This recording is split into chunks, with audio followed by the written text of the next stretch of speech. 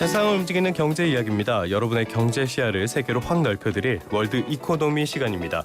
오늘은 1부에서 모셨는데요. 두 분의 전문가 스튜디오에 오셨습니다. IS의 경제연구소의 차영주 소장님 나오셨습니다. 어서 오십시오. 예, 안녕하십니까. 한양대학교 경제금융대학의 이정환 교수님도 나와 계십니다. 어서 오십시오. 예, 안녕하십니까. 오늘은 본격적인 이야기 앞서서 이 내용을 굳이 준비한 걸 보니까 아마 차 소장님을 생각해서 준비한 게 아닐까 싶어요. 치킨집에 비상이 걸렸다. 왜 치킨집이 비상이 걸렸다는 겁니까? 소장님 너무 많이 주문을 하셔서? 근데 제가 이 얘기를 작가님한테 듣고 뭔가 좀 오해가 있지 않았나라고 좀 말씀을 좀 드리고 싶어요. 예. 제가 먹기 시작하면 치킨집만 비상 걸리는 거 아니거든요.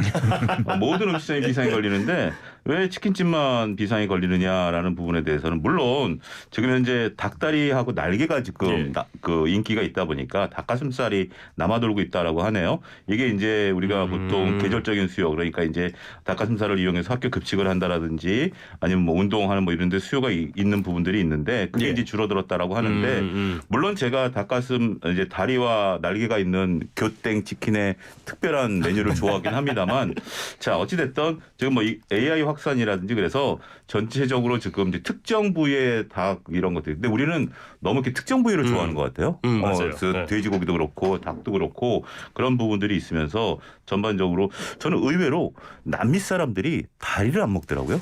그 서구 쪽은 다리보다는 가슴살이나 이쪽은 더 선호하더라고요. 그쪽으로 그러니까 국제 결혼하신 분들 보면 오히려 다리를 먹어주는 그 배우자가 더 좋아하는 그런 유튜브들을 보게 되는데 어쨌든 그렇다라고 합니다.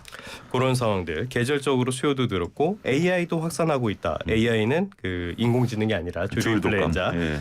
이런 문제들이 겹치면서 지금 닭값이 많이 오르고 있다. 계란값도 뛸까 이런 부분도 걱정이 되는 모양인데 지금 뭐 계란값 좀 많이 움직이긴 했죠 이미. 네, 많이 움직여서 뭐 10% 이상 올해 그러니까 작년 초죠. 작년 초하고 지금 올해하고 작년에 아직 움직이는 기간이 헷갈리고 있는데 작년 초에 비해서 한 거의 한 15% 이상 오른 것 같다. 6,200원에 시작했는데 7,000원이 다 다른 게 아닌가. 30알 기준으로 봤을 때 그만큼 계란값이 많이 올랐다라고 이야기하실 수 있을 것 같고요.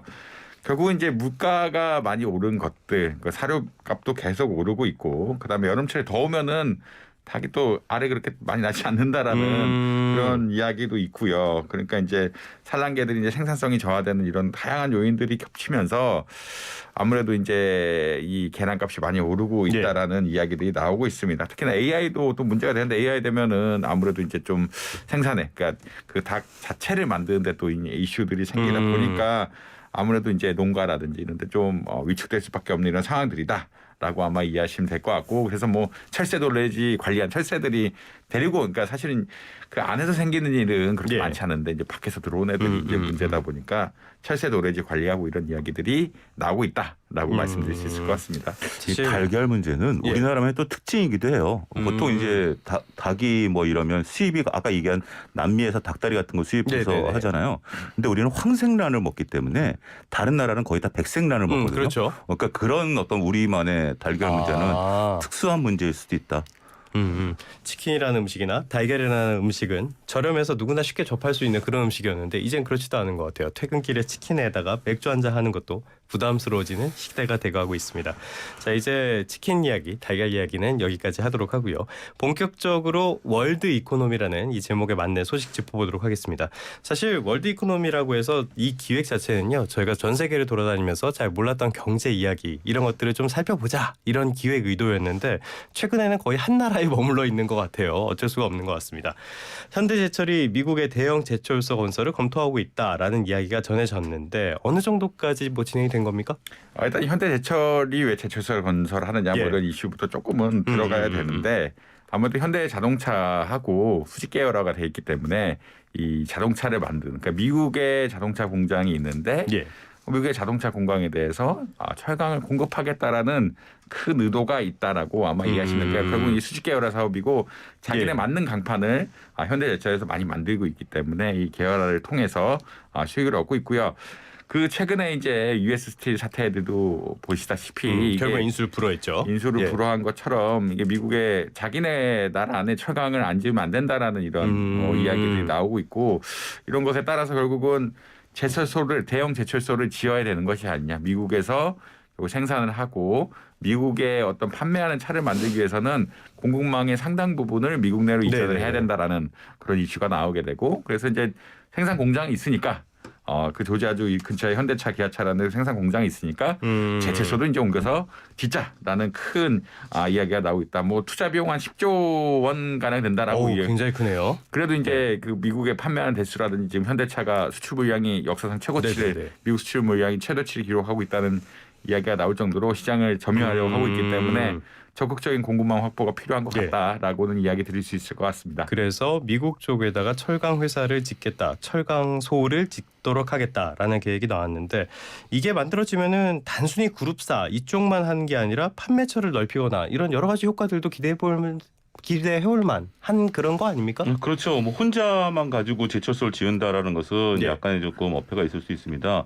현대제철이 현재 지금 지난해 1,869만 톤을 생산했는데 수백만 톤 규모로 짓겠다라는 거죠. 건데요. 그러니까 이제 조금 약간 밑으로 생각해 보면 우리가 고 정주영 회장의 유지라고 했던 말들 중에 하나가 일괄 생산 체계입니다. 교수님 말씀하신. 그러면서 현대제철을 처음에 당진에 짓고 할 때 원래 있었던 다른 제철소를 인수하면서 좀 무리를 했다라는 얘기들이 있는데도 불구하고 그런 부분들이 있었고 그 다음에 지금 저쪽 그 삼성동에 그 부지 그러니까 그 사옥 짓는 것도 그것도 어떻게 보면 유지였다. 다 모든 계열사를 모아라라는 그런 것들이지 않았습니까?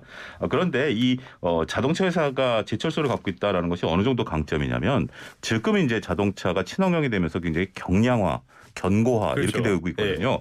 거기에 가장 중요한 것이 지금 현재 물론 이제 다른 소재를 쓸 수도 있긴 하겠습니다만 제철이거든요. 그런 부분들이 있기 때문에 근데 만약에 현대제철 같은 경우는 지금 이제 물론 우리나라에서도 현대차를 대부분 다 현대제철에서 공급하지는 않습니다. 포스코에서도 공급을 하고 있는데요. 그런데 이런 어떤 기술 노하우를 갖고 있고 지금 이제 미국 같은 경우 뒤에서 얘기할 수 있겠습니다만 US 스틸, 메가 뭐 이런 것처럼 기술력이 그렇게 뛰어나지는 않거든요. 그렇기 때문에 오히려 현대제철이 좀 다소 무리수를 둬서라도 진출을 하게 된다라면 지금 친환경차로 전환하고자 하는 미국 기업들에게 오히려 더 새로운 어떤 제품들 이런 것들을 좀 나타낼 수 있다라고 말씀드릴 수가 있겠고 또 현대제철의 강점이 우리가 칼라강판 같은 가전제품에 들어가는 것들도 굉장히 수요가 좋습니다. 그렇기 때문에 그런 부분들로 따지면 단순히 자동차뿐만이 아니라 물론 이제 GM이나 포드라든지 인근에 공장들이 있기 때문에 그런 게 있죠. 또 한 가지 이제 교수님 말씀하신 것처럼 우리가 쿼터제에 묶여 있는 상황들을 넘어설 수 있는 그런 벽이 되고 있고 지금 중국도 과잉 생산돼서 우리가 탈중국을 해야 되는 입장이라면 현대 이번에 결정은 조금 나름대로 과감한 의미 있는 결정을 지금 고민 중에 있는 것이 아니겠나 싶기도 합니다. 많은 영역을 확대할 수 있는 계기가 될 수 있다. 뭐 가볍고 강하고 그러면서도 안전하게 붙어져야 되고 여러 가지 조건들이 많으니까 이런 것들을 해낸다면은 미국에서도 충분한 경쟁력을 확보할 수 있을 것 같아요. 그런데 굳이 미국을 선택한 거는 말씀하신 것처럼 뭐 여러 가지 이유가 있을 거예요. 하지만 트럼프에 대한 선물이다. 라는 것도 무시할 수 없을 것 같거든요. 여기에 대해서 어떻게 보십니까? 선물이기도 하고 현실적인 대응이기도 하고요. 아무래도 이제 강판을 미국에서 안 만들면 관세를 묻어야 될 가능성이 또 높아지기 때문에 장기적인 리스크 해치 차원에서 했다라는 이야기를 들 수 있고요. 그다음에 아무래도 일자리 창출을 미국에서 하는 것들 이제 물론 비용이 비싸지긴 하는데 그러니까 미국에서 짓는 거에 가장 큰 문제는 비용이 올라간다는 이야기인데 이제 점차 자동화 설비라든지 이제 고로 같은 것도 좀 뭐 최신의 친환경 고로 같은 것들 좀 써갖고 좀 사람을 안 쓰도록 유도는 할 것 같긴 하지만 그럼에도 불구하고 뭐 기본적인 인건비가 높으니까 기본적인 인건 그러니까 고용을 창출하려 그러니까 일단 생기면 사람이 없을 수가 없거든요. 그러니까 미국의 근로자들을 고용할 수밖에 없기 때문에 안에서 어떻게 보면 트럼프 행정부 바라는 관세로 막고 안에서 생산창 이게 뭐 자강 정책도 아니고 이렇게 이상하긴 한데 그런 것들에 대해서 조금 서포트 해주려는 이런 거라고 보시면 될 것 같습니다. 특히나 이제 나중에는 부품이 얼마나 미국에서 만들어졌냐 이런 거 가지고 미국 차인지 아닌지 또 이렇게 나눌 수도 있거든요. 이게 좀 이제 그렇게 되면 보조금 같은 게 달라지고 이런 체제들이 있기 때문에 어느 정도 가서 이제 미국 걸로 인정받아야 그러니까 최근에 전기차 보조금도 마찬가지인데 미국에서 어디까지 만들어야 전기차 보조금 나가냐 뭐 이런 이슈들이 분명히 있기 때문에 미국 시장을 적극적으로 진출하려고 하는 현대자동차 입장에서는 현대전철이 움직이는 게 좋다. 그러니까 나쁘지 않다. 꼭 네네네. 좋다라고 얘기해 생산성 차원에서는 꼭 좋다라고 이야기할 수가 없는데 나쁘지 않다. 그러니까 괜찮은 선택이다라는 의견들도 많은 것 같습니다. 알겠습니다. 지금까지 현대제철에 대한 이야기를 했는데요. 이 이야기를 하다 보니까 일본제철과 유에스스틸 이야기가 나왔어요. 일본제철의 유에스스틸 인수, 바이든 행정부에서 결국엔 불허를 했습니다. 이 부분에 대해서 살짝 짚어보고 가려고 하는데 일단은 일본제철이 왜 이렇게 유에스스틸 인수 이거 뭐 기술력도 없다고 뭐 그런 말씀도 해주셨는데 왜 이렇게 인수하려고 하는 겁니까? 일단 우리가 그동안 얘기했던 결국 이제 미국의 벽을 넘어야 된다라는 네. 부분들 아니겠습니까? 이것도 일맥상통하는 거네요. 일맥상통한다라고 네. 볼 수 있겠죠. 유에스틸의 규모가 일단 미국 내에선 4위고요. 글로벌 한 27위 정도 됩니다. 우리 현대제철이 글로벌 한 18위 정도 되고요. 예. 근데 일본제철 같은 경우는 글로벌 4위입니다. 굉장히 큰 거죠. 근데 일본제철이라든지 유에스스틸 같은 경우는 이제 2차 세계대전을 겪으면서 여러 회사들이 합종 영향을 해서 붙었다 뛰었다 했던 그런 예. 경험들이 있는 회사들이거든요. 근데 일본제철 같은 경우 유에스스틸을 인수하면 글로벌 3위로 딱 도약을 합니다. 그렇게 됨으로써 전반적으로 미국에 대한 진출이라든지 이런 것들, 그러니까 결국 우리가 왜 인수하려고 했다라기보다는 바이든이 왜 인수를 불허했느냐라는 부분들을 보게 된다라면 예. 유에스 스틸을 일본 제철이 가져감으로써 미국 안보에 큰 문제를 나타낼 수도 있는 그런 부분들이 된다라고 얘기를 할 수 있겠죠. 예를 들면 이런 거죠. 유에스 스틸이 지금 현재 뭐 여러 가지 다양한 매출 구조 중에 방위 산업에 들어가는 철강을 유에스 스틸이 분명 납품할 텐데 이 기술 자체가 일본으로 넘어가게 네네네. 된다라면 지금 현재 가장 뭐 우리가 하는 것도 히토리도 그렇고 하는 것들이 우리가 나라를 지키는 데 있어서 그 기술 자체를 외국에 넘겨주는 것을 가장 싫어하는 거 아니겠습니까? 그런 부분들이 있기 때문에 결국 지금 이제 산업의 쌀이라고 할 수 있는, 물론 반도체도 산업의 쌀이지만 철강도 우리가 이제 무시할 수 없는 하나의 그 부분들이 되겠다라고 말씀드릴 수 있겠습니다. 뭐 무시할 수 없다기보다는 철이라는 재료가 없었으면 지금처럼 고층 빌딩 이런 것도 짓지 못했을 거고요. 배가 어디 있으면 자동차가 어디 있었겠습니까? 굉장히 중요한 원소라고 할 수가 있죠.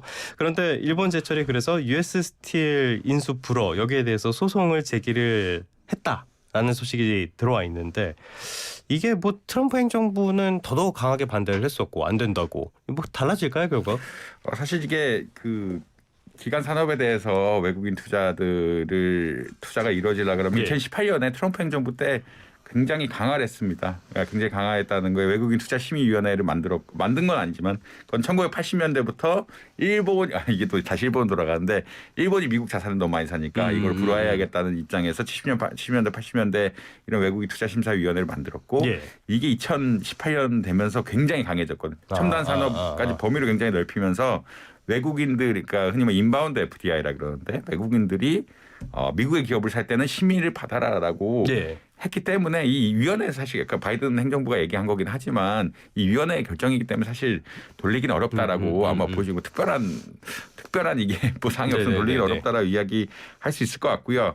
다만 이제 이야기 드릴 수 있는 건 일본 입장에서 좀 난처하긴 할 겁니다. 왜냐하면 이게 일본하고 미국이 동맹국인데 거의 그러니까. 혈맹급, 그러니까 동맹국 일본으로 하면은 거기 미국하고 일본인데 일본이 뭐 자기네 공급망 안에서 그러니까 이제 온쇼어링 다 들어오는 곳이 있지만 프렌드 쇼어링, 그러니까 결국은 친구들한테도 준다라고 이야기했는데 약간 이게 정치적인 논리가 반영이 되면서 그게 좀 됐다는 데에서 일본이 좀 당황할 수는 있는 상황이고 그래서 오히려 딜을 하지 않을까라는 의견들도 좀 이게 결국은 그러니까 중국이 이거 샀다 그러면 무조건 안 되는 거지만 그건 안 되겠죠. 일본하고 미국은 거의 뭐 혈맹 정도의 동맹국이고 그 중국의 견제에 나가야 되는 이런 상황에서 일본 기업이 철강하는 것에 대해서 반대하는 것은 동맹국이 사는 건데 이게 반대하는 게 맞느냐라는 또 의견들이 있어가지고 뭐 이게 당연히 이제 소송으로는 안 될 거라고 생각을 하는 것 같고 그렇지만 외교적 딜을 통해서 이제 좀 뭘 바꾸지는 수도 있다라는 의견들이 나오겠다. 일본 제철은 이걸 사고 싶어 하기 때문에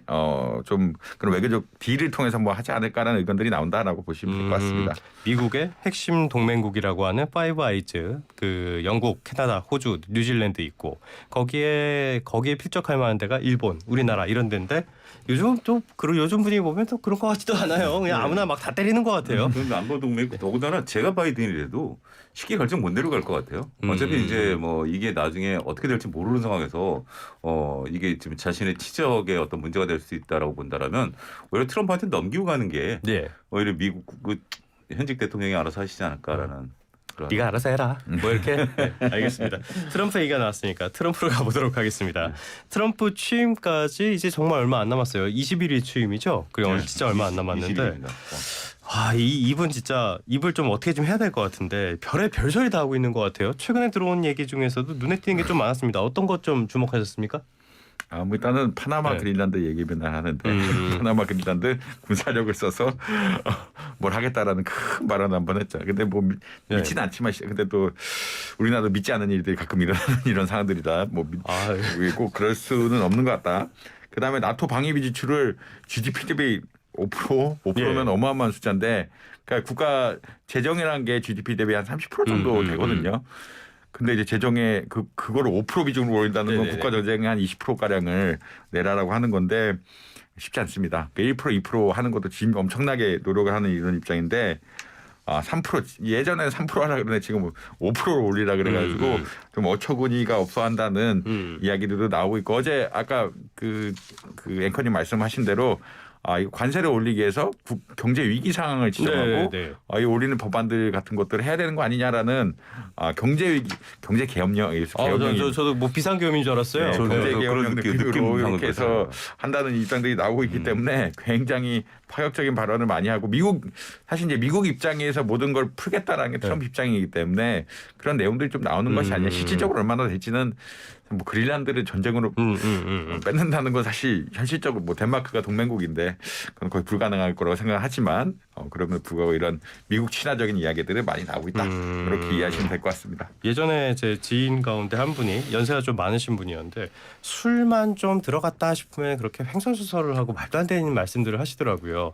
그런데 지금 이분이 약간 그런 느낌, 이렇게 술 드셨나? 약간 이런 느낌도 드는데 자 이런 이야기들 여러 가지 이야기들 나오면서 파나마 그린란드도 나왔고요.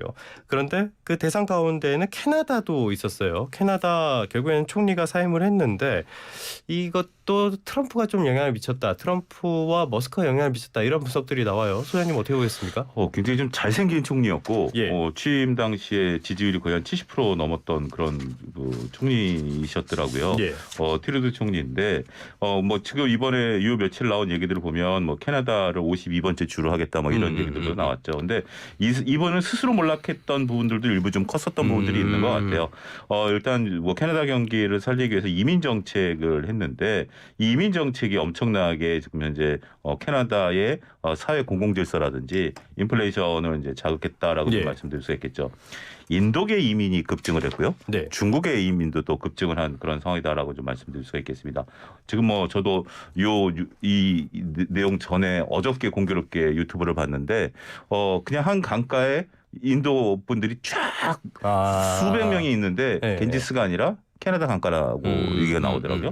하여튼 어마어마. 그래서 이러다 보니까 이제 인플레이션 수치가 2020년에 0.7%에서 2022년에 무려 6.8%까지 아이고야, 많이 올랐네요. 그런 부분들도 있고 더군다나 이제 그러니까 우리가 그렇잖아요. 그동안 우리가 달았던 많은 것들이 이민자 때문에 내 일자리를 뺏긴다라는 부분들이 굉장히 컸고 또 공공질서가 해치게 되다 보니까 지금 이제 사회적 불안감들이 좀 있었던 상황.